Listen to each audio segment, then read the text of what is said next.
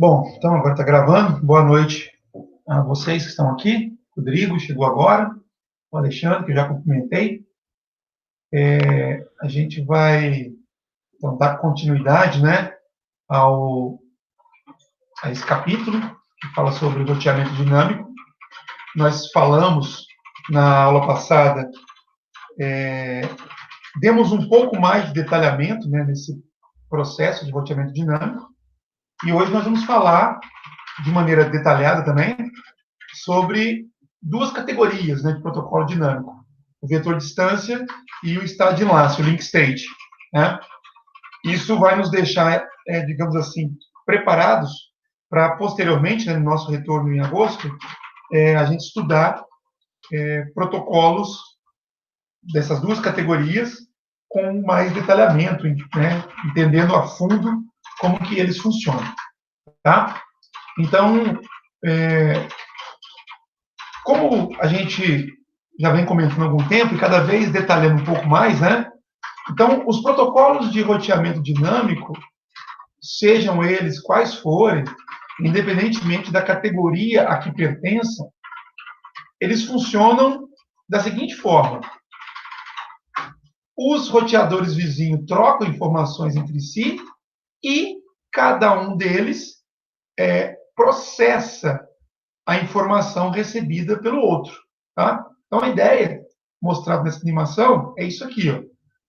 A partir da tabela de roteamento de um roteador, então o protocolo de roteamento extrai informações a respeito de rotas que esse roteador conhece e processa essas informações, prepara essas informações para serem enviadas para os vizinhos. Esse envio é chamado de atualização. Então, o vizinho recebe, ele processa essa informação recebida e guarda isso em sua tabela de roteamento. Posteriormente, esse vizinho faz a mesma coisa no sentido inverso. Ele retira informações da sua tabela de roteamento, processa, prepara uma atualização e envia para o vizinho. Esse procedimento, ele, como eu falei, independe do tipo de protocolo. É a essência de qualquer protocolo de roteamento.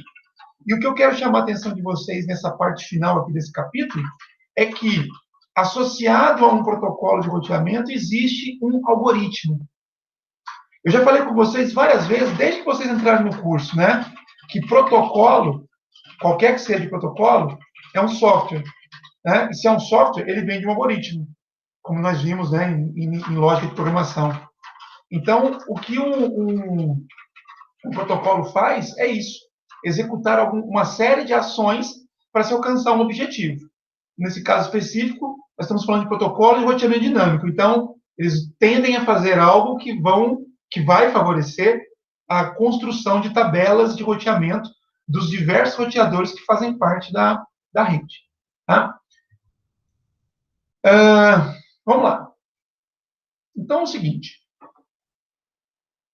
quando os roteadores iniciam o processo de construção de tabelas de roteamento, então o que acontece é isso, né? O roteador 1, no caso, ele vai lá e, primeiro, monta a sua tabela de roteamento baseado nos links aos quais ele está conectado. Então, observe essa tabelinha que foi colocada aqui à esquerda. Isso é do roteador 1. Ele colocou que ele está ligado à rede 10.1.0.0, aqui, e que ele consegue chegar nessa rede através da interface serial FAST00. Ele colocou na tabela que ele também está ligado à rede 10.2.0.0, aqui, e que ele consegue chegar nessa rede através da interface serial 000. E como ele está ligado diretamente a essas duas redes, ele colocou aqui na tabela que o salto, a quantidade de saltos para se chegar a elas é zero. Tá? Porque não passa por nenhum outro roteador além dele próprio. A mesma coisa vai acontecer com os demais roteadores, vocês percebam. Eles vão colocando em suas tabelas de roteamento as rotas as redes às quais eles estão diretamente conectados. Isso é o primeiro passo na construção da tabela de roteamento. Então, o roteador, ele define a quais redes ele está conectado. Tá? Depois disso, vem o segundo passo. Então, percebam, estamos falando de um algoritmo, pessoal. Primeira etapa do algoritmo: O roteador analisa as redes às quais ele está diretamente conectado e coloca essas informações em suas tabelas de roteamento, em suas respectivas tabelas de roteamento. Segundo passo do algoritmo. Os roteadores vão preparar informações de atualização para enviar aos seus vizinhos. Então, preste atenção na forma na qual os pacotes de atualização são montados. Olha só. Então, todos eles vão montar pacote de atualização. Olha que interessante. O R1, ele está pegando informações a respeito da rede 10.1.0.0, tá? 10.1.0.0, que ele se conecta através da interface FAST00, que está aqui à esquerda, e olha onde que ele vai colocar essa informação. Ele vai colocar na atualização da direita. Ou seja, ele não precisa colocar essa informação aqui para poder avisar para quem está do lado de cá que existe a rede 10.1.0.0, porque enviar para o lado de cá é enviar através da rede 10.1.0.0. Então, seria redundante dizer para essa rede aqui como chegar nela própria. Então, essa informação da rede 10.1.0.0 só vai ser colocada no pacote de atualização que vai ser enviado pela outra interface. E um procedimento análogo vai acontecer com a rede 10.2.0.0, que está aqui, do lado direito, que ele alcança através da interface serial 000 e que ele vai colocar dentro da atualização que está à esquerda. Olha só, na animação. Vai para a esquerda. Tá? E assim, pessoal, os demais roteadores também farão de forma semelhante. Tá? Então, ele vai pegando a rede de um lado e colocando no pacote de atualização do outro. Depois que isso foi montado, eles então disparam essas atualizações. E aí, cada roteador vai analisar o conteúdo da atualização que ele recebe para poder complementar a tabela. Olha só. Então, trocou-se pacotes de atualização. Aí, o que acontece? Roteador 1, ele recebeu o pacote que veio do roteador 2, que é o vizinho. Nesse pacote de atualização, o roteador 2 tinha informado que ele conhece a rede 10.3.0.0. Então, lembre-se, ele pegou a informação dessa rede e colocou no pacote que foi para o outro lado. Então, o R1 recebeu a informação dessa rede. Tá? O R1 olha a sua tabela e percebe que essa rede ele não conhecia. 10.3.0.0 não está aqui. Então, o que ele faz? Ele acrescenta essa informação em sua tabela e, como o R2 informou que para chegar nessa rede ele fez 0 saltos, e o R1, para chegar nela, depende do R2, ele vai atualizar essa informação. Olha só. Ele coloca agora que para chegar na rede 10.3.0.0 ele tem que fazer um salto, ou seja, ele passa pelo R2 e coloca isso na tabela. E outra coisa que ele faz, essa atualização chegou através da interface serial 000. Então, ele vai acrescentar essa informação na tabela. Olha, se a atualização chegou pela interface serial 000, então, para eu chegar na rede 10.3.0.0, eu tenho que usar essa serial 000. Tá? A mesma coisa vai acontecer com os demais roteadores. Olha só. O R2 analisa o pacote que ele recebeu do R1. O R1 informou essa rede aqui, o 10.1.0.0, para o R2. O número de saltos era 0, ele atualiza para 1 e coloca na tabela. A mesma coisa vai fazer com relação à interface. Chegou para a interface serial 000 e coloca na tabela. Agora vai analisar o pacote que é do R3. O R3 informou que sabe chegar na rede 10.4.0. Essa rede aqui. E ele tinha informado que era com número de salto 0. Aqui na animação, o roteador já atualizou. Ele coloca na tabela que ele também sabe chegar na rede 10.4.0.0 com salto 1. E essa informação chegou para a interface serial 001. Então, ele coloca na tabela. O R3 finalmente vai fazer a mesma coisa. Na verdade, pessoal, isso acontece de forma simultânea, tá? Aqui, por uma questão de aprendizado, ele mostrou roteador por roteador. Mas cada um deles faz esse procedimento simultaneamente com os demais, tá? Então, percebam, na primeira parte do algoritmo, cada roteador analisou as redes às quais ele estava diretamente conectado e colocou informações de rota para essas redes, com salto 0.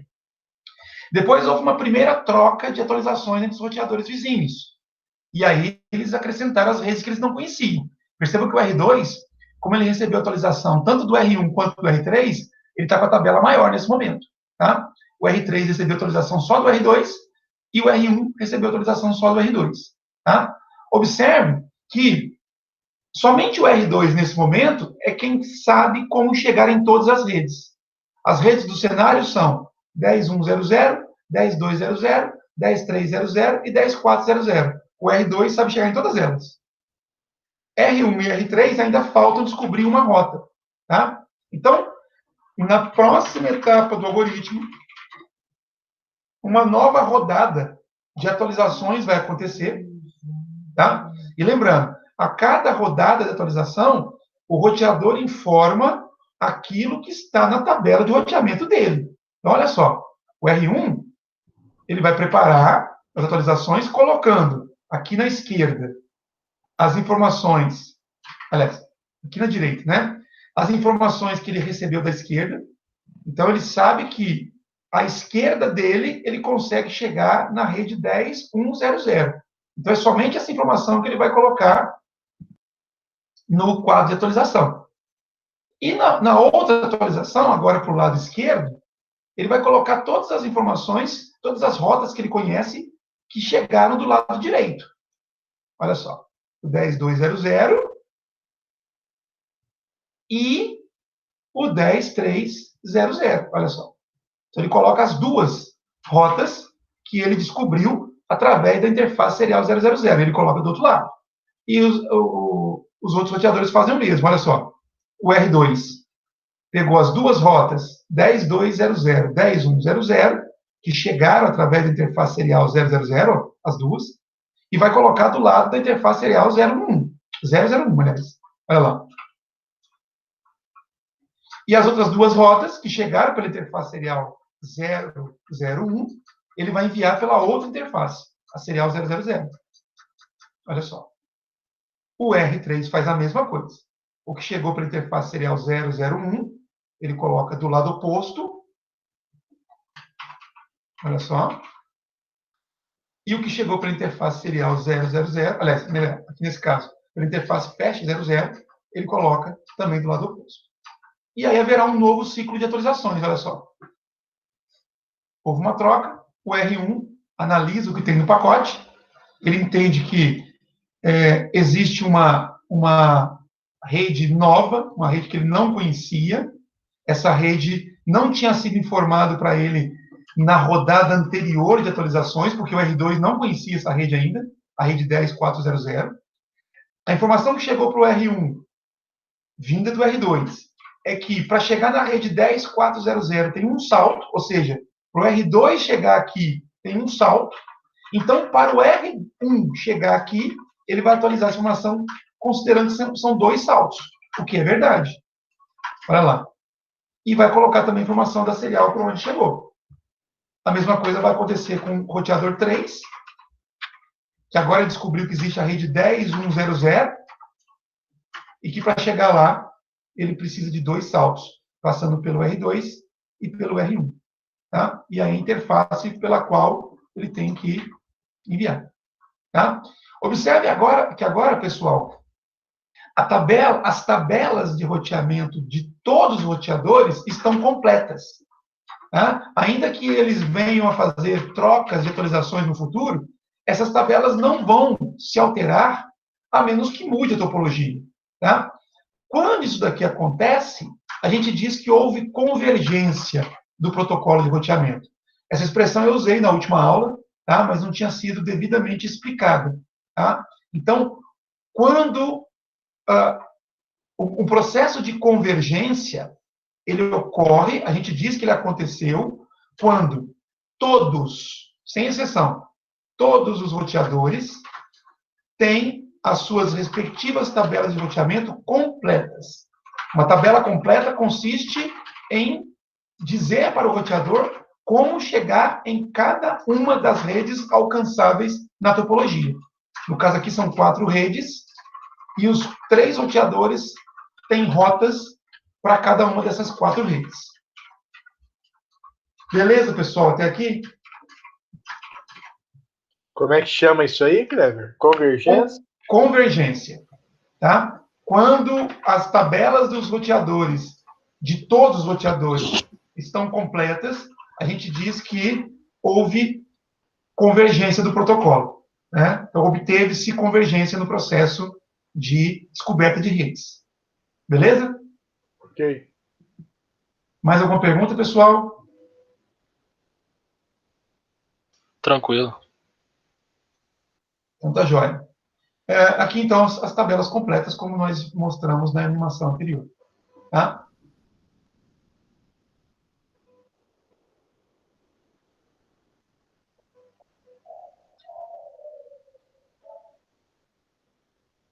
Bom, os protocolos vetor-distância, e nós já vimos um, né? Nós vimos o protocolo RIP, eles trabalham de uma forma, eles seguem um princípio semelhante, no sentido de que existe troca de informações entre vizinhos, de que existe atualização das suas tabelas de roteamento, tá? Mas vocês vão entender agora como que funciona o protocolo de vetor-distância, e depois, na sequência, vocês vão perceber como que funciona o protocolo de estado de enlace. Vou carregar aqui, demorando um pouquinho.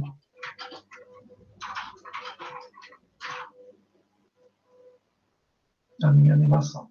Bom, enquanto vai carregando aqui, pessoal, demorando, quero aproveitar já para dar um recado para vocês. Espera aí, que eu acho que deu certo.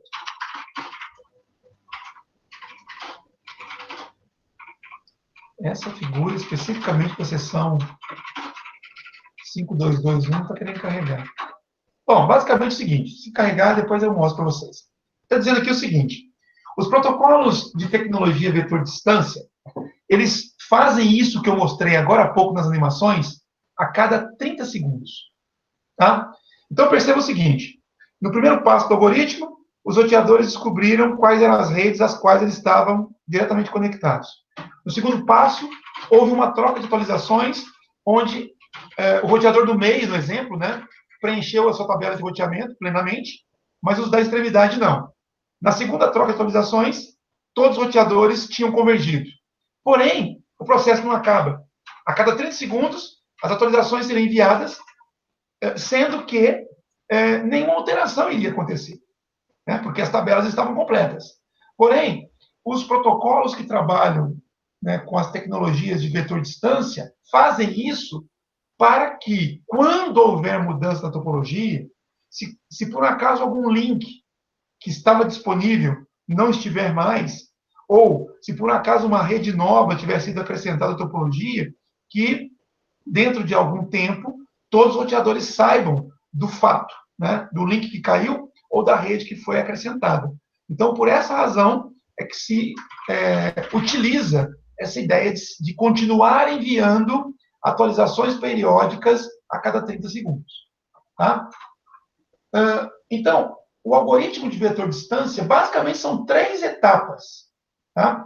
A primeira etapa é envio e recebimento de atualizações, conforme eu mostrei na animação. A segunda etapa é o cálculo do melhor caminho e qual é a rota de instalação. Então, a partir das atualizações recebidas e a partir das informações contidas na tabela de roteamento, os roteadores decidem qual que é o melhor caminho para uma determinada rede e qual vai ser a rota de instalação. Rota de instalação significa qual vai ser a rota que vai ficar na tabela. Quando há caminhos redundantes, que eu já falei isso para vocês, o roteador escolhe entre os caminhos qual é o melhor para aquele momento. E aquele melhor caminho é que é instalado na tabela de roteamento. Se, no momento futuro, houver alguma mudança de forma que o caminho que tinha sido previamente descartado passe a ser o melhor, haverá uma alteração da tabela de roteamento. Tira-se o caminho que antes era o melhor e coloca-se no lugar aquele que se tornou o melhor caminho. Tá? Então, olha só essa outra animação. O roteador 1 vai preparar a sua atualização, como já foi mostrado anteriormente. Tá? Então, ele pega uma das redes que ele conhece, né? Analisa por qual interface ele alcança aquela rede e prepara uma atualização para ser mandada pela outra interface. Olha lá. E aí ele viu, tá vendo? Perceba que nesse pacote de atualização, ele colocou informação apenas da rede 172.16.1.0. Por quê? Porque essa outra rede, a 172.16.2.0, foi apreendida através do serial 000. Então, seria redundante ele informar para o lado de cá que ele conhece essa rede, porque ele estaria informando exatamente através dessa rede. Tá? Quando essa atualização chega para o R2, ele vai para a segunda fase do algoritmo, ou seja, ele recebeu, agora ele vai calcular o melhor caminho e vai determinar a rota de instalação. Percebam que o roteador 1, na atualização, informou o conhecimento dele a respeito da rede 172.16.1.0, que não existe na tabela de R2. Então, ao processar essa atualização, o roteador 2 vai perceber que essa rota não existe em sua tabela de roteamento e vai, então, fazer a sua instalação, do jeito que nós tínhamos visto na animação anterior. Posteriormente, o R2 monta uma atualização com as informações a respeito das redes que ele conhece, ele conheceu, que ele alcança através da interface PS00 e envia para o R1, que vai fazer o cálculo do melhor caminho e vai fazer a instalação da rota que ele não conhecia. Tá? Em algum momento, algum dos links pode se tornar inoperante. Então, percebam, antes dessa falha que está sendo mostrada aqui, os dois roteadores tinham convergido, ou seja, eles sabiam como chegar em todas as redes da topologia. Agora, a rede 172.16.3.0, ela ficou inacessível. Num primeiro momento, o R2 é que vai saber disso, porque ele está diretamente conectado a ela. O R1, a princípio, continuaria acreditando que ele conseguiria chegar nessa rede 172.16.3, enviando pela interface serial 000, né, e sabe que essa rede está a um salto de distância, ou seja, ele sabe que tem que passar por um roteador. Porém, para que o R1 não mande pacotes destinados a essa rede nesse momento em que ela está inacessível, o que o R2 faz? Ele, primeiro, tira essa rede da sua tabela de roteamento, porque nesse momento ele não consegue chegar nela, e envia uma atualização diferente. Uma atualização dizendo o seguinte, olha, essa rede não está mais disponível. O R1 processa a atualização e tira essa rede de sua tabela de roteamento. Portanto, a partir desse momento, se chegar alguma informação destinada à rede 172.16.3.0, tanto o R1 quanto o R2 iriam descartar esse pacote, porque eles não sabem como chegar nessa rede neste momento. Beleza, pessoal?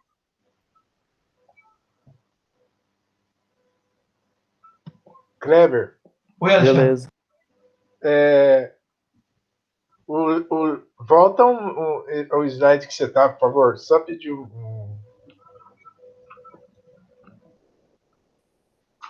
Aqui. Esse 172.16.2.0.24, esse o R1, o salto, não conta esse aí, não. Conta o... Qual que conta? O salto. Não entendi a pergunta, Alexandre. O R1, o salto para 72.16.3.0 é esse? 3-0. É 72.16.2 que ele pula, né? O salto, na verdade, que é contado aqui, é o salto de roteador. Tá? Então, quando ele tem a informação de que para chegar na rede 172.16.3.0 ele tem que fazer um salto, esse salto diz respeito ao roteador. Quer dizer, entre o R1 e esta rede, tem um roteador entre eles. É isso que ele sabe. Ok. Okay? A mesma lógica vale para essas redes aqui, ó. 172.16.1.0, 172.16.2.0, o salto é 0. Quer dizer, entre o R1 e essas duas redes não tem roteador algum. Tá? Por quê? Porque ele está diretamente conectado a elas. Ele está conectado à rede 16.1 aqui e à rede 16.2 do lado de cá. Ok, Alexandre? Ok. Beleza. Mais alguma pergunta? Não, só obrigado. De nada. Alguém mais tem pergunta? Vamos mudar. Bom, o RIP, como nós já falamos para vocês aqui, ele é um protocolo do tipo vetor distância. Tá? Então, ele se baseia nessas ideias que eu acabei de apresentar para você. Tá? Então, quando o RIP vai enviar as atualizações para os vizinhos, eles fazem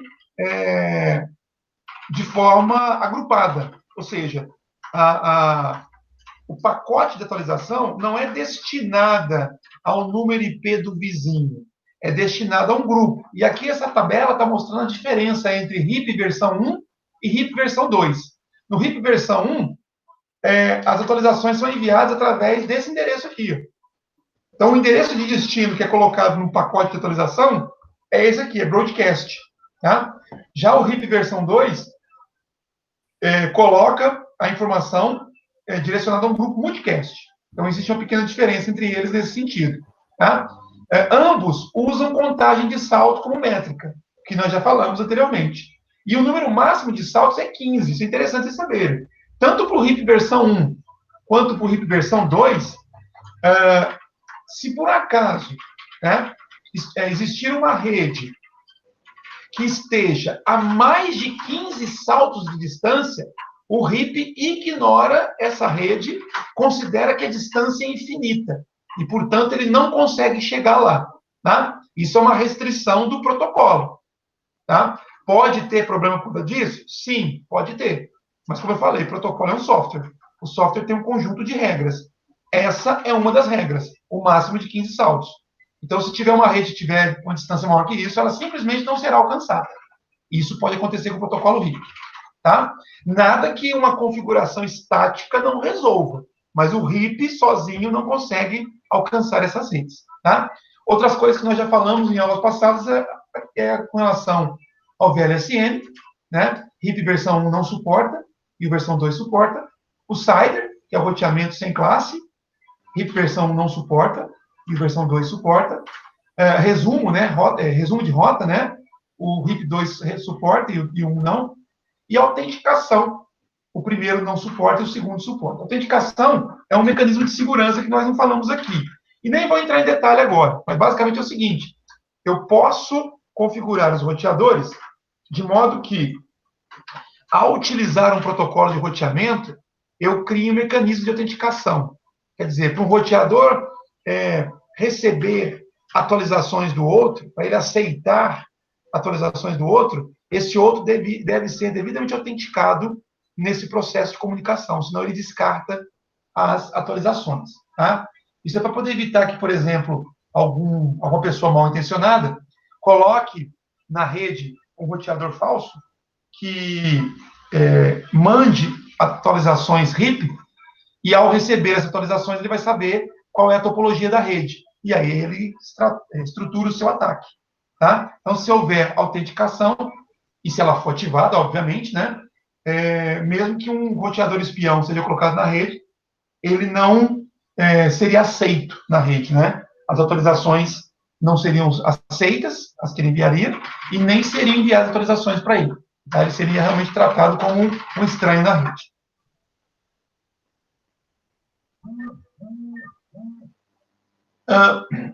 O IGRP e o EIGRP também tem diferenças entre si. Né?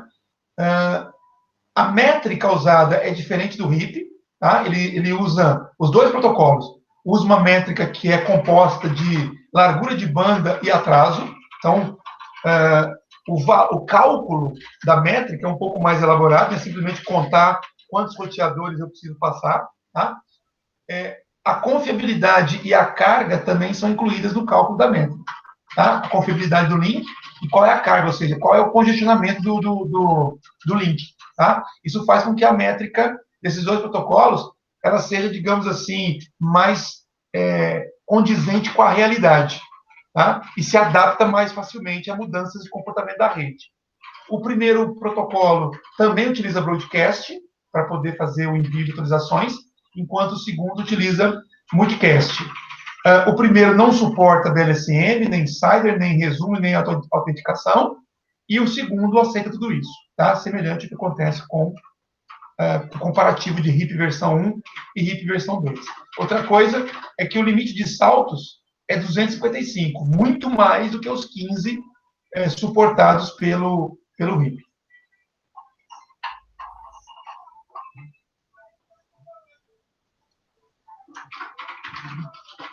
Bom, então, com essa minha fala, a gente encerra, por enquanto, as discussões a respeito de protocolo vetor-distância.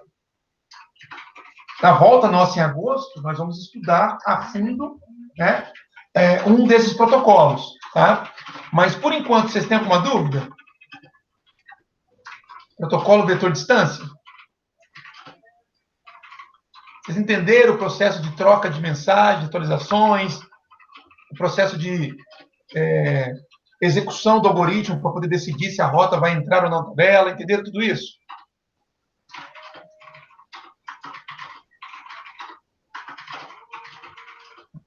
Kleber. Oi, Alexandre. 255 é a métrica do DGP e do EGPR? 255 não é métrica, é a quantidade máxima de saltos que o protocolo, os protocolos IGRP e EIGRP suportam. Quer dizer, pensa o seguinte, Alexandre. No caso do HIP, né, se o roteador, ou melhor, se uma rede estiver a mais de 15 saltos de distância, ela é considerada inalcançável, inatingível. Tá? Enquanto no HIP, né, no HIP não, perdão, no EIGRP, 255 é o número máximo de saltos suportados. Ou seja, muito mais do que o HIP. Então, se uma rede tiver entre o roteador e ela outros 255 roteadores, o EIGRP vai considerar que ela é uma rede alcançável. Lógico, vai demorar. Vai ter que passar por 255 roteadores, mas ele considera que ela é alcançável. Tudo bem? Tudo bem. Vocês estão trocando mensagens aqui no grupo da sala do WhatsApp? O que está acontecendo? Tem alguém que apagou um monte de mensagem aqui? Kainan, né? O que foi, Kainan, que você arrumou aí? Você mandou um negócio errado aí, dá nada não. Já apaguei, já mandei no grupo errado. Pois é, na minha aula fica mandando mensagem no WhatsApp para grupo aí, ó.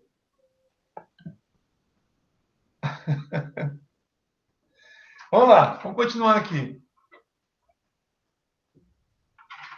Então, agora a gente começa a falar com um pouco mais de detalhe do protocolo Link State, tá? De estado de enlace. Prestem bastante atenção, porque ele é mais elaborado, ele é mais chatinho do que o vetor distância, tá? Por outro lado, ele é mais robusto também. Então, vamos lá. Bom, nós já tínhamos falado na aula passada que os protocolos de estado de enlace, eles pertencem à categoria IGP, tá? E existem dois protocolos atualmente utilizados, né, que pertencem a essa categoria, o ESPF e o ES2ES, tá? O ESPF é o mais popular entre os dois, porém, os dois são utilizados. Eles são chamados de protocolos de primeiro caminho mais curtos, tá? Então, o primeiro caminho mais curto que eles encontrarem é o que vai ser considerado melhor para aquele momento. Por isso esse nome. Tá? Caminho mais curto depende da métrica. Tá? Então, olha só, presta atenção. Para poder... qualquer um dos dois protocolos, tá, gente? Ou o SPF ou o ES2ES, usa o mesmo algoritmo. Esse algoritmo aqui. Desse cara aqui, ó. Não sei falar se é de Dijkstra ou de Dijkstra. Né? Mas, enfim, é esse nome aqui. Tá? A ideia é o seguinte, olha. Observe essa topologia. Eu tenho 5 roteadores e existem caminhos redundantes entre eles. Então, do R1, ou melhor, do R2, para chegar no R3, eu poderia passar por esse caminho que está indicado pelas setas laranjas aqui. Tá? Porém, eu poderia passar por aqui, ó, pelo R5, R4, chegar no R3. Tá? Ou ainda, eu poderia sair do R2, para o R5, para o R4, para o R1 e chegar no R3. Então, existem algumas possibilidades aqui. Tá? Observem que em cada um dos links tem um valor. Tá? Esse valor, de acordo com a lógica dos protocolos de roteamento estado-enlace, seria o custo para se atravessar aquele link. Esse custo varia conforme os critérios do protocolo, mas ele vai ser um valor numérico. Tá? E, basicamente, uma vez que você atribuiu custos aos links, o que o algoritmo de Dijkstra, né, faz é determinar qual é o caminho de menor custo para se chegar a um destino. Tá? Então, olha só, se o R2 quiser chegar a essa rede local aqui, que está ligada ao R3, passando por esse caminho, então ele teria que atravessar esse link que tem custo 20 para chegar no R1, depois atravessar esse outro link que tem custo 5 para chegar no R3, e finalmente, né, atravessar a rede local que tem custo 2. Então nós diríamos que o custo para que o R2 alcance a rede local de R3 seria de 27. Ou seja, é a soma dos custos para se atravessar os links. Tranquila essa ideia?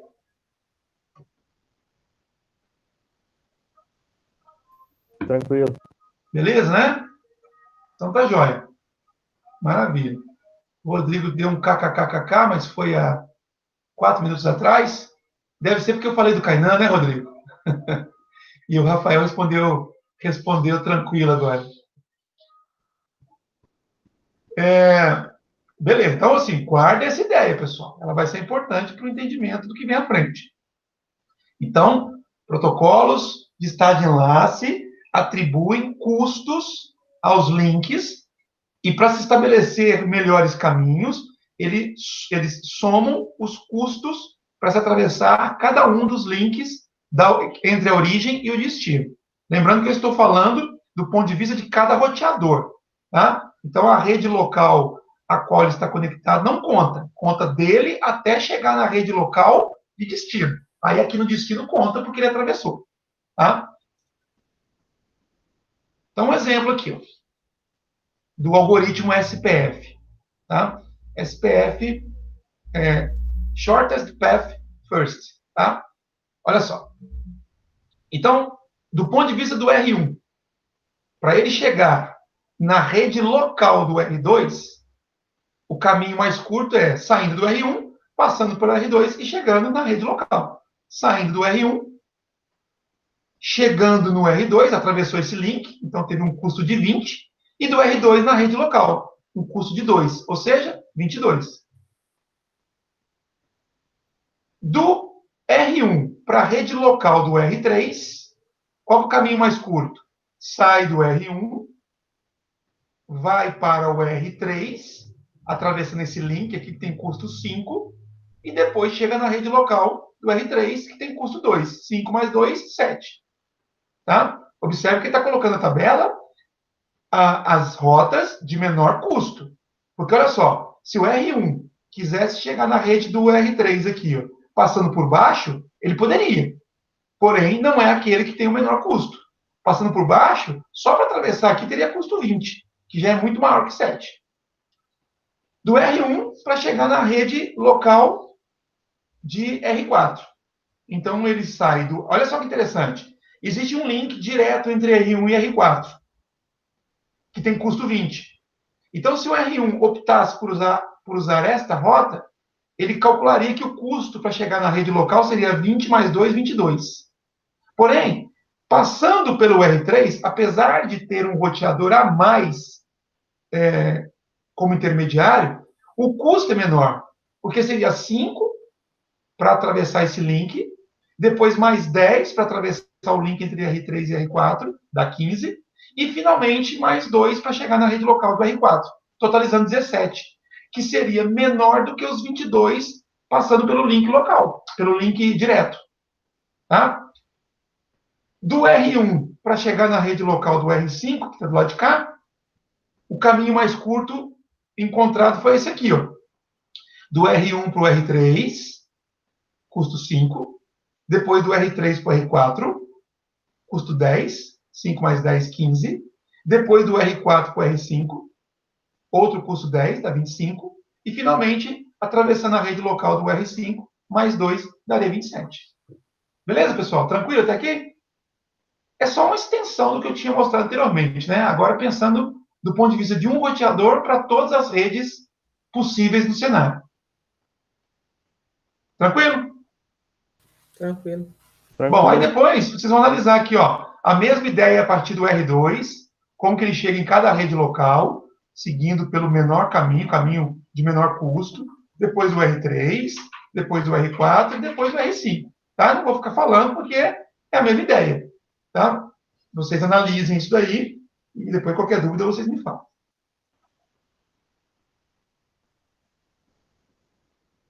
Bom, o processo de roteamento link state, ele, aqui é o algoritmo, né?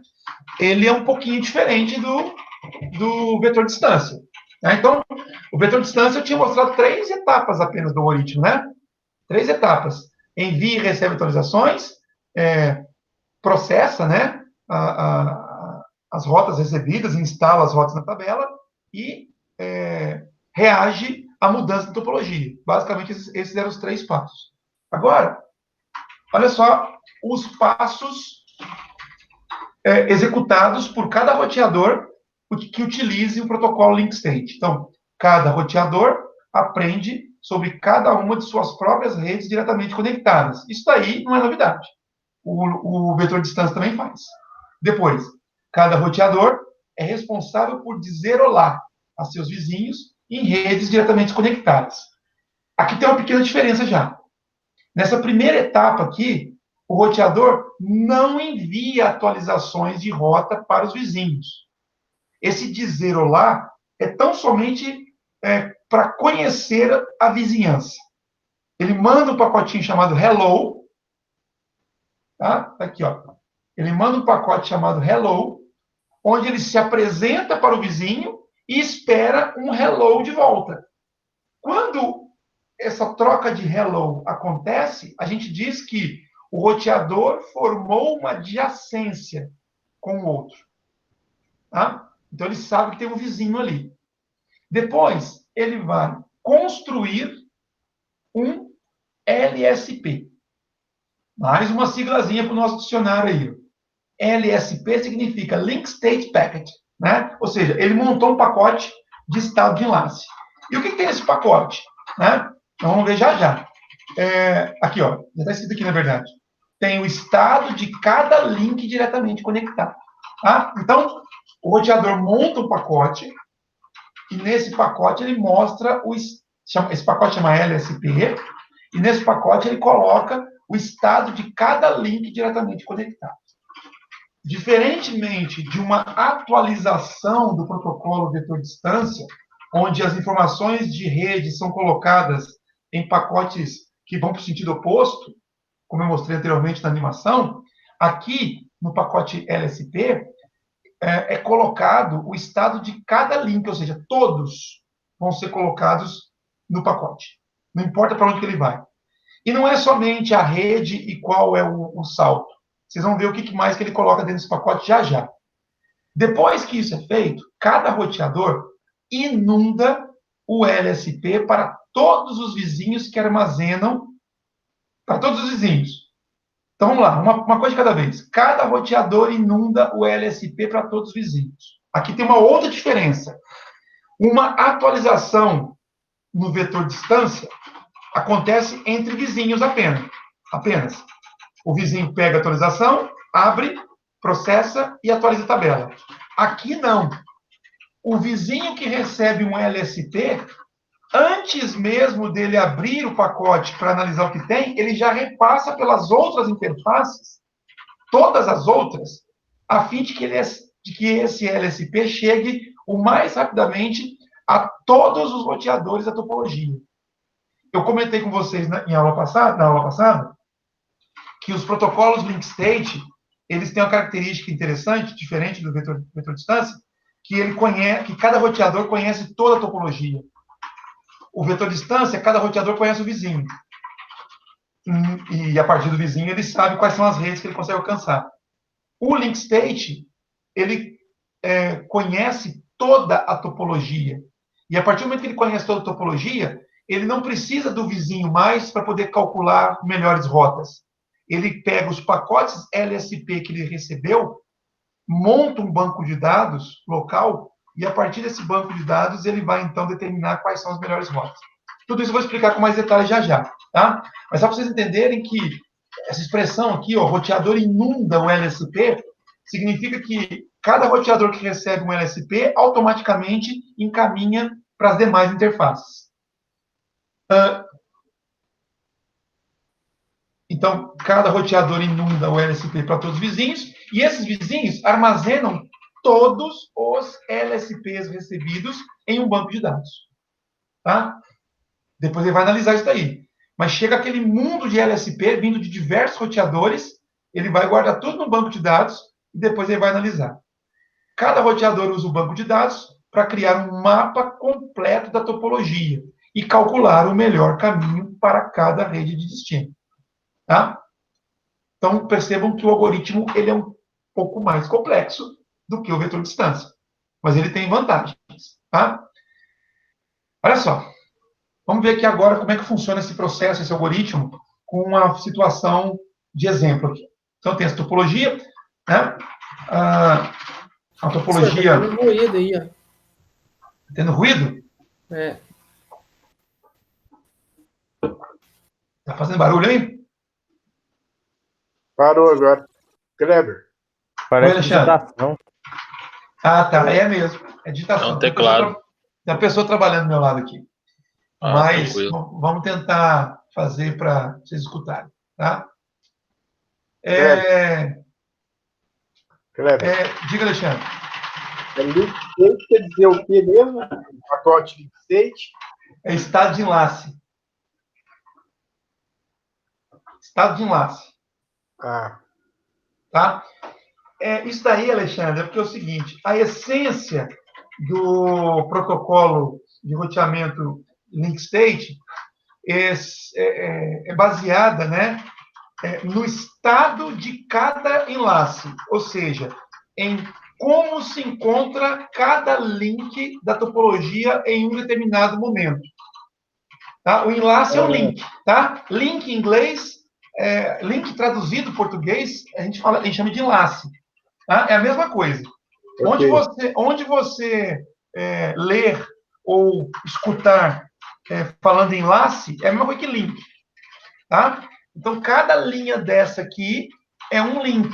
Cada linha é um enlace. Tá? É um elo de ligação entre dois roteadores. Beleza? Ok. E os protocolos chamados de link state, eles têm esse nome porque a tabela de roteamento ela é montada e depois ela só será alterada caso haja mudança no status de um link, no status de um enlace. Por isso tem esse nome, link state. Tá? Como eu estou falando agora nesse momento, que os roteadores trocam pacotes chamados LSP entre si, e que a partir desses pacotes, cada roteador vai ter um mapa completo da topologia, então, diferentemente do vetor de distância que eu expliquei agora há pouco, quando houver convergência, os roteadores param de trocar atualizações, não precisa mais, porque eles conhecem a topologia completa.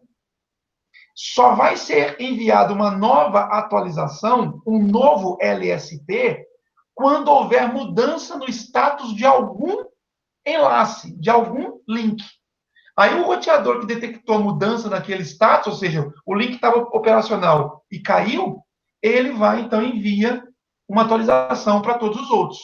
Então, perceba o que eu estou falando. Por que o protocolo tem esse nome? Estado de enlace.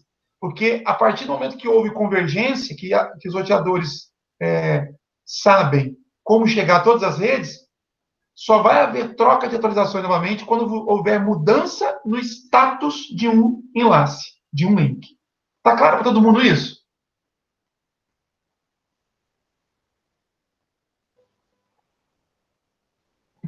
Mais ou menos. Está claro, sim. Bom, quem falou mais ou menos, então apresente a dúvida, gente. Vamos lá, vamos deixar claras as coisas aqui. O que não está claro?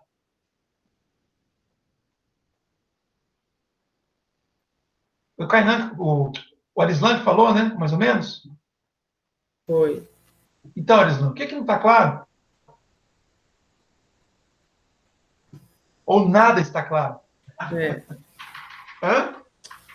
mais ou menos por aí. Eu peguei a aula meio no meio. Não, mas acontece que eu comecei a explicar link state agora, né? Antes eu estava explicando vetor distância, que é outra forma de trabalhar. Tá? Mas, Então vamos lá. Eu vou explicar Vou continuar a explicação, porque aqui eu vou mostrar o que eu expliquei na forma de algoritmo, eu vou explicar agora através da construção dos pacotes, tá? Talvez vai ficar claro para vocês agora. Ok, Arislan? ok. Mas caso não fique, você, por favor, faça a pergunta, tá? Então, olha só. Presta atenção aqui na topologia. Todo mundo, tá? Tem a topologia aqui. Perceba que tem bastante informação aqui. Tem roteadores, tem redes, tem interfaces, tem custos. Tá vendo? É tudo isso que o protocolo leva em consideração. Tá? Aqui perceba que o R1 está, digamos, mais destacado que os outros. Os outros estão meio acinzentados, né? Desativados. Porque o foco vai estar nos links do R1. Tá? Então, o que acontece? Primeira coisa do algoritmo de estado de enlace. O roteador monta um pacote chamado de LSP com informações dos seus links de conexão direta. Então, o R1 vai fazer isso aqui. Ó. Ele vai pegar as informações desse link aqui, tá? E o que ele pega? Ele pega o seguinte, olha, qual é a rede que eu tenho nesse link? É a rede 10.1.0.0/16, está aqui. Beleza? Qual é o meu endereço IP nessa rede? O endereço do roteador 1. O meu endereço IP é o 10.1.0.1. Qual é o tipo dessa rede? Isso aqui é uma rede Ethernet. Qual é o custo desse link? Ou seja, para eu atravessar esse link, qual é o custo? É 2. E quais são os vizinhos que eu conheço através desse link? Nenhum. Então, isso daqui é uma informação, percebam que é completa, tá, gente? Que o R1 está montando para depois enviar isso para os outros roteadores. E ele vai fazer isso daqui, ó, ele vai coletar essas informações para cada um dos links que ele está diretamente conectado. Então, olha aqui, agora está olhando esse outro link aqui. Ó. Que rede é essa? É a rede 10.2.0.0/16. Qual é o meu endereço IP nessa rede? É o 10.2.0.1. Isso do ponto de vista do R1. Qual é o tipo dessa rede? É uma rede serial para a interface. Qual é o custo para atravessar esse link? O custo é 20. E quais são os vizinhos que eu conheço nesse link? É o R2.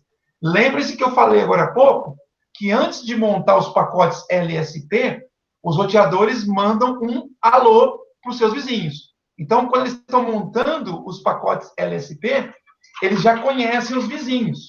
Eles sabem que aqui tem um vizinho chamado R2. Tá? Depois, ele faz a mesma coisa para esse outro link. Que rede é essa? 10.3.0.0/16. Qual é o meu IP nessa rede? É o IP final 1. Que tipo de link é esse? Serial. Qual o custo? Custo 5. Qual é o vizinho que eu tenho aqui? É o R3. Tá? E a mesma coisa para o último link. Que rede é essa? 10.4.0.0. Qual o custo? 20. Qual o meu IP? 10.4.0.1. Que tipo de rede é essa? Serial. Quem é o vizinho que está aqui? O R4. Tá? Então, isso é do ponto de vista do R1, mas todos os outros roteadores fazem a mesma coisa com os seus respectivos links. Tá claro isso, Elisvan? Até aqui? Tá. Beleza. Então, guarda isso, porque o que vai acontecer? Depois o R1 vai criar um pacotão chamado de LSP e vai colocar todas essas informações. Tudo que ele sabe a respeito das redes às quais ele está diretamente conectado. Tá? Então, ele montou. Aqui tem a descoberta dos vizinhos que eu falei, né? Que é a envio de pacote hello, né? É uma coisinha boba. Olá, eu sou o R1. Ele manda para todos os links. Do lado de cá não tem vizinho. esse daqui recebeu, fala, opa, vou responder para ele, ó, eu sou o R2, eu sou o R3, eu sou o R4. E aí, ele conheceu com um simples pacotinho de hello quem são seus vizinhos. Tá? E cada vizinho também foi apresentado ao R1, sabendo que ele está do outro lado do link. Tá? Então, a ideia do hello é tão somente isso. É um pacote simples. Tá? O pacote LSP, que é o pacote, digamos, mais complicado. Né? Então, tudo aquilo que eu mostrei agora há pouco é colocado, então, dentro de um único pacote criado pelo R1, e esse pacote, né, o LSP, vai ser enviado, então, para todas as interfaces que o R1 possui, que tem vizinho. Tá? Que ele sabe que tem um vizinho. Então, ele coloca isso aqui, ó, dentro do pacote. Ó, ele, R1, ele está conectado a uma rede Ethernet, cujo número da rede é 10.1.0.0.0/16 e o custo é 2. Ele também está conectado a uma rede, ele está conectado ao R2 por uma rede serial ponto a ponto, cujo endereço IP da rede é esse aqui e o custo é 20. Também está conectado ao R3, que é uma rede serial ponto a ponto, com esse IP e o custo é 5. E também está conectado ao R4 por uma rede serial, cujo endereço é esse e o custo é 20. Isso tudo aqui, pessoal, está dentro desse pacote LSP. Tá? E aí ele vai enviar isso para os vizinhos, e os vizinhos, por sua vez, farão um repasse para os outros vizinhos. É como se fosse um broadcast, digamos, generalizado entre roteadores. Tá? Um roteador recebe por uma interface e encaminha por todas as outras interfaces, exceto aquela por onde ele recebeu. Tá? Olha aqui, ó, inundando o LSP. Olha só o que vai acontecer. O R1 dispara o LSP por todos os links, para poder fazer a informação dele chegar aos vizinhos. Só que cada vizinho não se contenta em pegar esse pacote e processar para montar as suas tabelas de roteamento. Eles pegam o pacote e encaminham para os outros vizinhos. Então, percebam que numa rede, de certa forma, pequena, com 5 roteadores, já houve uma troca de um tráfego relativamente intenso. Tá? E isso foi mostrado para o LSP produzido pelo R1. Mas o R2 também vai produzir o LSP dele, o R3, o R4 e o R5. Então, tem aí um momento, digamos assim, de bastante tráfego na rede, tá? De maneira que todos os roteadores recebam os LSPs de todos os demais, tá? Não só os vizinhos. Tá? Percebam que o R5, que está aqui do lado de cá, ele recebeu um LSP que foi produzido pelo R1, que ele não tem adjacência, ele não é vizinho do R1, mas ele recebeu. E recebeu por quê? Porque o R2, que é vizinho comum ao R1 e ao R5, fez essa ponte, tá? Entre eles. Depois vem a parte de criação do banco de dados. Tá? Olha que interessante. O R1 produziu esse LSP aqui, ó, essa primeira parte dessa tabela, que, na verdade, ele mesmo produziu. Tá? Então, o R1 está ligado às redes 10.1, 10.2, 10.3, 10.4. Se a gente voltar à topologia, vocês vão enxergar isso daí. Aqui, ó. O R1 está ligado à rede 10.1, 10.2, 10.3 e 10.4. Tá? O R2 está ligado às redes 10.2, 10.5 e 10.9. Tá? Quando chegou o pacotinho LSP do R2 para o R1, olha só, 10.5, 10.2 e 10.9, com os respectivos custos. Tá? O R1 também recebeu o link state de R3, que é vizinho dele. E também recebeu o link state do R4, que é outro vizinho dele. E também recebeu o link state de R5, que não é vizinho, mas foi encaminhado por alguns vizinhos. Então, pessoal, olha que interessante. Nesse momento, o R1 tem no seu banco de dados pacotes link states que ele recebeu de todos os roteadores que fazem parte da topologia. Inclusive os dele, óbvio, né? Então, ele sabe tudo a respeito da rede. Está tudo aqui. Tá? Agora é processar as informações. Percebam que, nesse momento, o roteador 1 não precisa mais manter contato com os vizinhos para poder montar a sua tabela de roteamento. Tudo que existe na rede, né, na topologia, todas as redes que existem, todos os custos, todas as adjacências, né? O R4 está conectado ao R1, o R4 está conectado ao R3, o R4 está conectado ao R5, tudo isso chegou para o R1. Tudo isso já é de conhecimento do R1. E isso daqui vai acontecer em todos os roteadores. Então, cada roteador vai ter uma réplica desse banco de dados para que ele possa, então, fazer o seu processamento, tá? E a montagem da sua tabela de roteamento. Tranquilos aqui, gente? Alguém perdeu alguma coisa nessa linha de raciocínio? Arislan? Tranquilo, então? Tranquilo. Beleza. Tá? Agora, o que acontece? Beleza, Rodrigo. O que vai acontecer agora? Cada roteador vai ter que executar um algoritmo, executar um programa, tá? Chamado de SPF, tá? Que é o algoritmo que nós falamos agora há pouco, para poder, digamos assim, retirar daqui as redundâncias, tá? Olha só, vamos ver como é que isso funciona. Ele vai construir uma árvore, chamar de árvore SPF. Lembrando que esse SPF não é o protocolo OSPF, tá? É o algoritmo que o protocolo OSPF usa e que o protocolo Yes2Yes também usa, tá? Então, isso aqui é um algoritmo que é comum aos protocolos de roteamento link state, tá? Olha só isso aqui, pessoal. Quando o R1 analisa esse link state aqui, então, olha só, bom, aqui o R1 ele sabe já, mas enfim, pelo link state, ele sabe o seguinte, olha, que ele está conectado à rede 10.100/16 com custo 2. Está aqui, ó. Que ele está conectado ao R2 através da rede 10.200/16 com custo 20. Então, ele sabe que, através dessa rede, ele chega ao R2 e tem custo 20. Então, ele montou aqui essa parte aqui da topologia. O R1 também sabe que ele está conectado ao R3 através da rede 10.300 com custo 5. Está aqui. E sabe que está conectado ao R4 através da rede 10.400 com custo 20. Bom, isso na verdade ele já sabia. Tá? A novidade vem agora. Eles, através do pacote link state que ele recebeu do R2, ele entende o seguinte, que o R2 está conectado à rede 10.500, que é uma rede que ele não conhece até agora. Ele conhece a rede 10.1, 10.2, 10.3, 10.4. Tá? Então, o que vai acontecer? Na montagem da topologia, ele vai perceber que o R2 tem uma rede aqui, ó.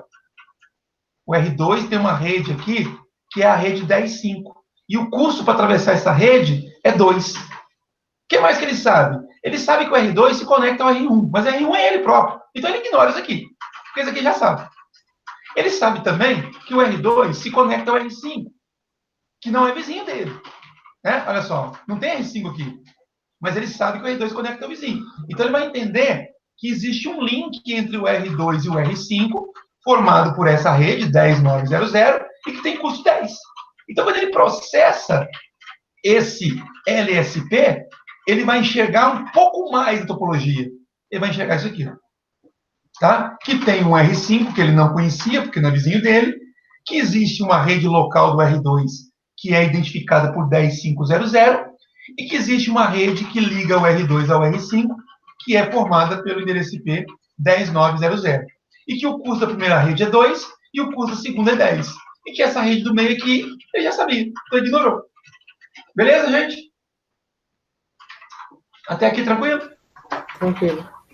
Né? Agora o que vai acontecer é a análise dos outros link states que ele recebeu para poder acabar de montar essa topologia. Tá? Então, ele vai analisar o link state do R3, o que ele recebeu aqui.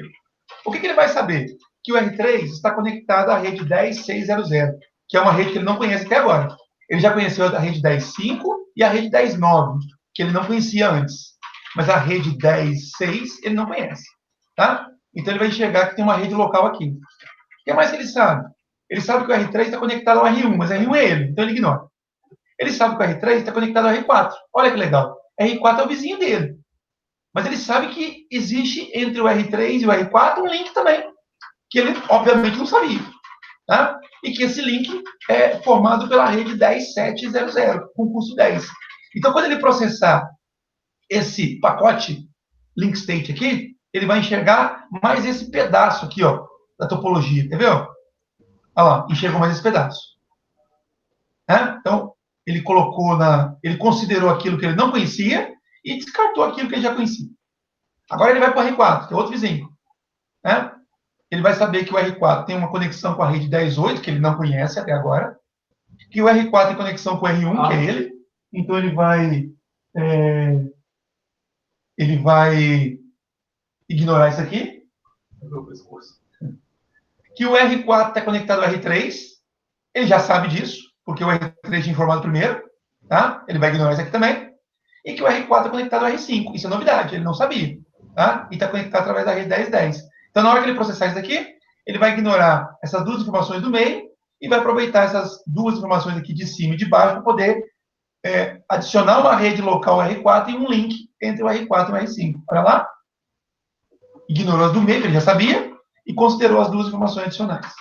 E, finalmente, ele vai processar o link state que foi recebido, que foi criado pelo R5.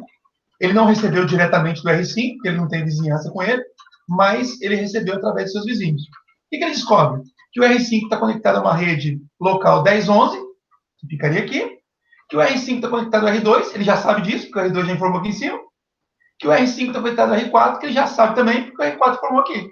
Então, ele vai ignorar as duas informações de baixo e vai considerar somente a de cima. Ou seja, que existe essa rede aqui. Tá? Então, a partir da leitura dos pacotes link state, os LSPs, que o R1 recebeu, ele consegue ter uma visão completa da topologia da rede. E, portanto, ele consegue, daqui, extrair quais são os melhores caminhos para se chegar a cada uma das redes que estão ao alcance do R1. Tá? Então, daqui, ele monta a sua tabela de roteamento. Tá? Os destinos que ele conhece, aqui foi descartado as redes de conexão direta, né? Os caminhos mais curtos para se chegar até lá, e os custos de cada um desses caminhos, conforme eu tinha mostrado anteriormente. Beleza, pessoal? Beleza. Tá claro agora como é que funciona o protocolo de link state? Sim. Tá? É claro que isso daqui é um primeiro contato da maioria de vocês, e mesmo entendendo a minha explicação, daqui, sei lá, daqui a umas 2 horas, depois de tomar uma cerveja, pode ser que isso suma da cabeça de vocês. É importante depois vocês voltarem a ler o material, porque vocês vão se lembrar do que eu estou falando, tá? Assistir essa videoaula, né, que eu vou deixar gravado, tá? Quanto mais vocês voltarem a esse assunto e analisar o que eu estou falando, mais vocês vão fixar essas ideias, que vão ser importantes depois para poder configurar os protocolos. Tá bem? Tá bem, mas cerveja não vai fechar o bar agora. Então, os seus clientes vão parar de beber aí no bar. Não, mas eu tô trabalhando agora. Então, é isso que eu ia falar. Ó. Os seus clientes vão parar de beber. E você estaria liberado para começar a beber. Começar a limpeza mesmo. Mas depois da limpeza, né? Beleza, vamos lá. Então, isso que eu mostrei para vocês, pessoal, até agora, foi simplesmente assim, a estratégia que o algoritmo de roteamento link state usa para poder fazer com que o roteador conheça a topologia. Conhecer a topologia não é o fim do trabalho. Tá? Porque, na verdade, quando ele conhece a topologia, ele percebe que existem caminhos redundantes. Né? Existem vários caminhos para uma determinada rede. E para poder agora ele operar de maneira adequada, ele vai ter que selecionar, dentre os caminhos possíveis para uma rede, qual que é o melhor. O melhor é aquele que tem o menor custo. Tá? Então, ele vai destacar quais são os caminhos, quais são os melhores caminhos para cada rede, e aí, finalmente, montar a sua tabela de roteamento. A tabela de roteamento é o guia para que o roteador depois possa fazer o roteamento. Tá? Então, olha só. A partir do momento que tudo isso aconteceu, o que o R1 sabe? Que ele está diretamente conectado a essas 4 redes aqui e que ele tem conexão remota com essas outras aqui. e que os melhores caminhos para chegar até elas se dá através desses respectivos roteadores aqui, com esses custos aqui. Tá? Perceba que, apesar de ter uma vizinhança com o R4, o R1, nesse momento, não considerou em nenhum caso que o melhor caminho seja passando pelo R4. Tá? Ou seja, dele para o R4. Tá? Se outro roteador depois entrega para o R4, ele não sabe. Mas ele, de acordo com a tabela dele, ele só vai encaminhar pacotes para o R2 ou para o R3, conforme o destino. Tá? Essa é a tabela atual, baseada em topologia que a gente viu anteriormente. Enquanto não houver mudança em algum estado de um dos links, essa tabela vai se manter inalterada e não haverá atualizações de rotas enviadas pelos vizinhos. Tá? A única coisa que continua acontecendo é o hello. Tá? A cada intervalo de tempo, os roteadores continuam mandando hello para os seus vizinhos para saber se eles estão lá ainda, se os vizinhos ainda estão ativos. Tá? Quando esse hello não é respondido, depois de um certo número de tentativas, o roteador entende que o vizinho está inacessível, consequentemente, aquele link que liga o roteador ao vizinho também estaria inoperante, e aí sim ele mandaria uma atualização para todo mundo, dizendo que aquele link entre ele e o vizinho que não respondeu hello está inoperante naquele momento.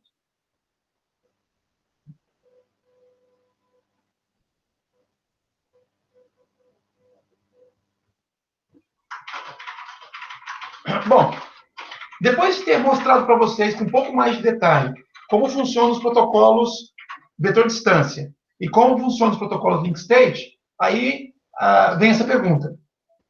Por que usar protocolos link state? Né? Então, aqui vão ser mostradas as vantagens e desvantagens desse protocolo. Primeiro, criar um mapa topológico. Né? Então, o fato de que cada roteador consiga ter uma visão completa da topologia da rede, isso é um ponto positivo, porque ele não precisa mais trocar informações, consequentemente não precisa usar largura de banda da rede, para poder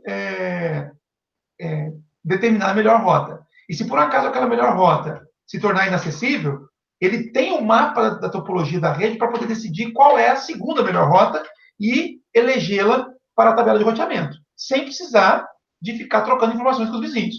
A única informação que ele vai enviar para o vizinho é que aquela rota que ficou inacessível não é mais possível ser utilizada. Mas o restante ele faz por conta própria. A convergência é rápida. Tá? Por que a convergência é rápida? Porque cada roteador, ao receber o LSP do vizinho, ele primeiro ele manda para os demais, para depois processar. Então, antes mesmo que o roteador vizinho saiba o que tem dentro do LSP, ele já encaminhou para os demais. Tá? Então, com um único LSP, é possível, com o envio de um único LSP por cada roteador, é possível que a convergência da rede ocorra sem precisar de uma nova troca, como acontecia com o protocolo vetor distância. Tá? Outra coisa, as atualizações são acionadas por eventos, como eu falei agora há pouco. Né? Depois que a convergência ocorreu, uma atualização só vai ser enviada novamente se ocorrer algum evento. Esse evento pode ser um link que ficou inacessível ou alguma rede nova que foi acrescentada à topologia. Tá? O projeto é hierárquico.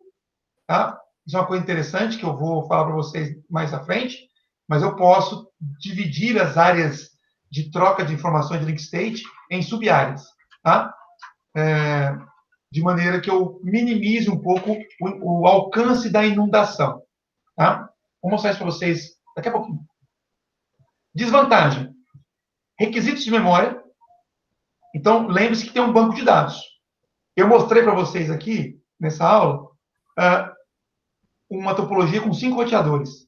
Então, quer dizer que cada roteador recebe pacotes LSP de outros 4 roteadores. Tá? Esses pacotes são guardados na memória, são guardados no banco de dados. Numa rede maior, sei lá, com 20 roteadores, 40 roteadores, 50 roteadores, cada roteador receberia pacotes LSP dos demais. Então, uma rede com 50, cada roteador receberia 49 pacotes LSP. Tem que ter espaço para poder guardar isso. Tá? Então, o requisito de memória é uma desvantagem em comparação com o protocolo vetor distância, tá? Que não tem essa demanda tão grande. Processamento. Eu mostrei para vocês aqui o passo a passo da construção do mapa topológico. Tá? Isso exigiu processamento. O processador teve que pegar cada pacotinho LSP, abrir, analisar e ter essa visão de topologia. Ali, uma topologia pequena. Uma topologia grande, imagine quanto de processamento que se faz necessário. Tá? Além disso, depois que o mapa topológico foi montado, ele teve ainda que analisar cada possibilidade para saber qual é o melhor caminho. Tá? O que também demanda processamento. Outra desvantagem, requisitos de largura de banda, que eu falei agora há pouco, né? Como acontece uma inundação de LSP, então,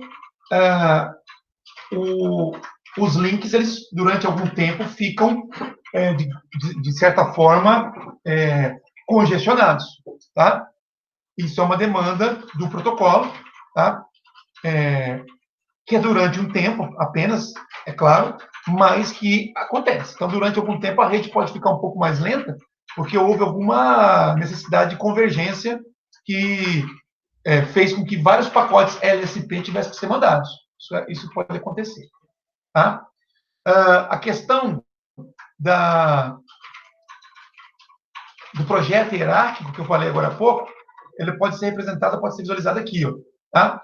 Então, eu poderia ter esses roteadores, que aqui são 14, todos trabalhando numa única área de link state, e, portanto, todos trocando pacotes LSP entre si. Então, seriam 15 roteadores, cada roteador geraria o seu pacotinho LSP, e cada roteador receberia 14 outros, aliás, aqui tem 14, né? Então, cada roteador receberia 13 outros pacotes LSP, além dos dele. Então, isso, né, ainda não é uma topologia tão grande, mas já geraria uma quantidade grande de tráfego circulando por toda a topologia, tá? E, consequentemente, a necessidade de processamento mais intensa. Tá? O que pode acontecer é eu dividir os roteadores em áreas. É claro que isso tem que ser feito de maneira criteriosa, considerando o cenário. Tá? Para fazer essa divisão, é interessante vocês enxergarem que entre o limite de uma área e outra, existe um único caminho possível. Tá? Então, o que acontece aqui não tem, digamos, grande significância para quem está do lado de cá. Porque qualquer roteador desse daqui, para poder fazer a informação chegar a um desse aqui, tem que passar por esse que está na borda. Tá? Então, se um link caiu, quem tem que saber disso são os roteadores que estão aqui. Ó. Os que estão aqui, não importa se esse link caiu. O caminho para chegar na área 1 é o mesmo, é passando por aqui. Ó. A mesma coisa com relação à conexão da área 0 com a área 51. Tá? Uma vez que eu construa, melhor, uma vez que eu configure o protocolo de roteamento para poder trabalhar de forma hierárquica, eu estou indiretamente dizendo que os pacotes LSP eles vão circular somente na área onde eles foram gerados. Tá? O roteador de borda se encarrega de fazer essa filtragem. Quando chega um LSP para esse roteador, que foi criado aqui dentro da área 51, esse roteador não passa o LSP para a área 0, porque sabe que ele não tem relevância aqui. E a mesma coisa acontece com os LSPs criados aqui na área 0 e os LSPs criados aqui na área 1. A ideia básica é a mesma, porém ela fica restrita a cada uma dessas áreas. Tudo bem, pessoal?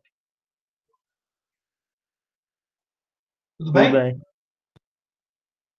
Vamos seguindo.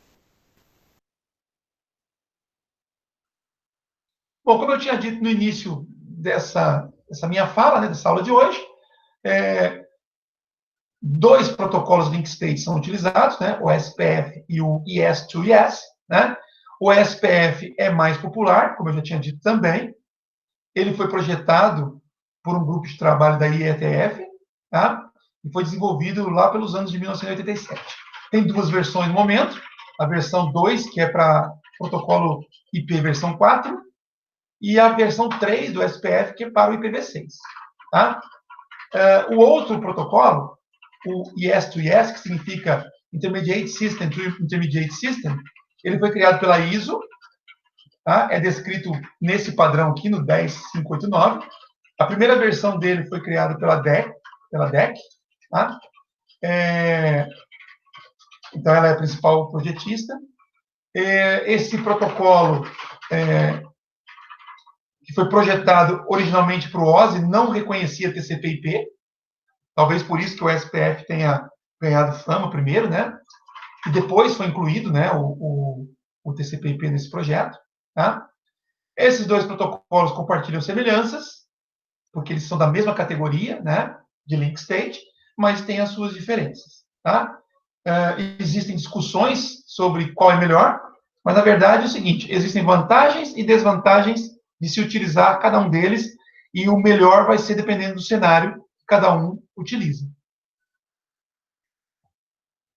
E, com isso, nós finalizamos esse capítulo 5.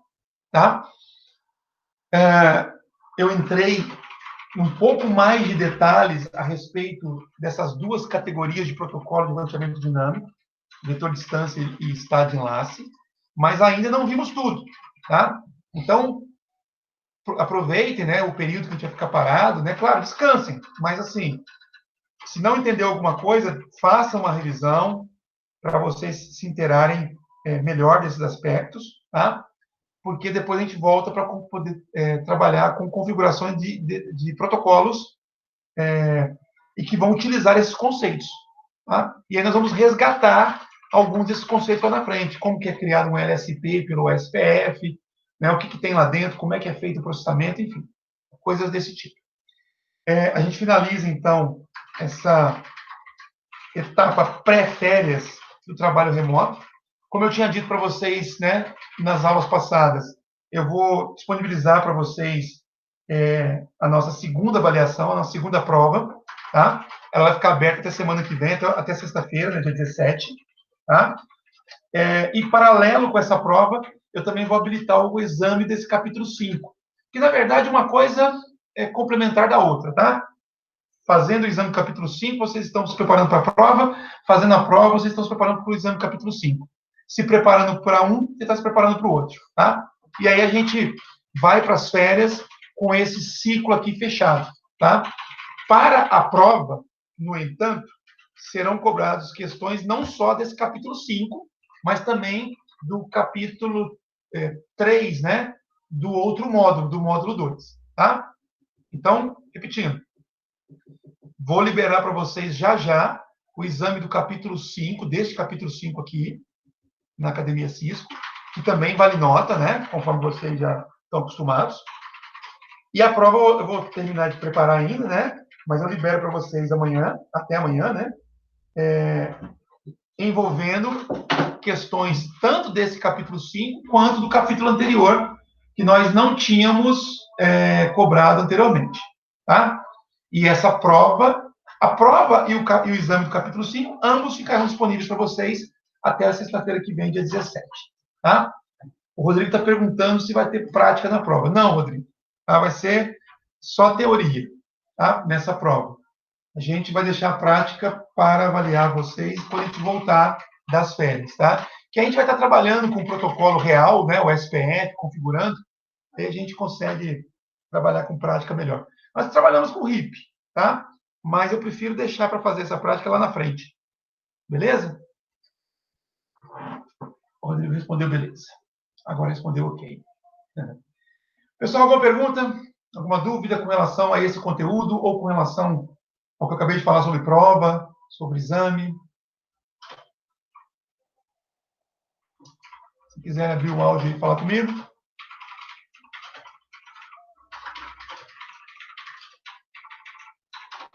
Pessoal? Tá tranquilo, cara. Tranquilo mesmo? Sim. Bom, beleza. Então, se não tiver dúvida, pessoal, vão beber, né? Vou interromper aqui a gravação.